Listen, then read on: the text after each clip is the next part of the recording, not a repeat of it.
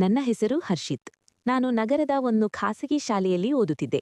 ನಮ್ಮ ಶಾಲೆ ದೊಡ್ಡ ಮೈದಾನ, ಉದ್ದವಾದ ಕಟ್ಟಡ ಮತ್ತು ಹಸಿರು ಮರಗಳಿಂದ ತುಂಬಿಕೊಂಡಿತ್ತು. ಪ್ರತಿದಿನ ಬೆಳಗ್ಗೆ ಸ್ನೇಹಿತರ ಜೊತೆ ಮಾತನಾಡುತ್ತಾ ಶಾಲೆಗೆ ಹೋಗುವುದು ನನಗೆ ಬಹಳ ಇಷ್ಟವಾಗಿತ್ತು. ಶಾಲೆಯಲ್ಲಿ ಮೊದಲ ಪೀರಿಯಡ್ಗೆ ಗಣಿತ, ನಂತರ ಕನ್ನಡ ಮತ್ತು ಇಂಗ್ಲಿಷ್ ಪಾಠಗಳು ಇರುತ್ತಿದ್ದವು.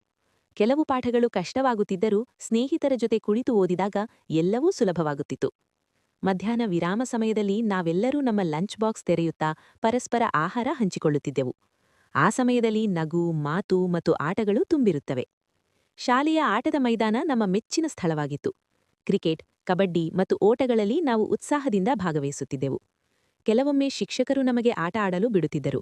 ಆಗ ಆ ದಿನ ಇನ್ನಷ್ಟು ಖುಷಿಯಾಗುತ್ತಿತ್ತು. ವಾರ್ಷಿಕೋತ್ಸವ, ಶಾಲಾ ಪ್ರವಾಸ ಮತ್ತು ಕ್ರೀಡಾ ದಿನಗಳು ನಮ್ಮ ಶಾಲೆಯ ವಿಶೇಷ ಕ್ಷಣಗಳು. ಇಂತಹ ದಿನಗಳಲ್ಲಿ ಶಾಲೆ ಸಂಪೂರ್ಣವಾಗಿ ಹಬ್ಬದಂತೆ ಕಾಣುತ್ತಿತ್ತು. ಈ ಎಲ್ಲ ಶಾಲಾ ದಿನಗಳು ನನ್ನ ಜೀವನದ ಸುಂದರ ನೆನಪುಗಳಾಗಿ ಉಳಿದಿವೆ.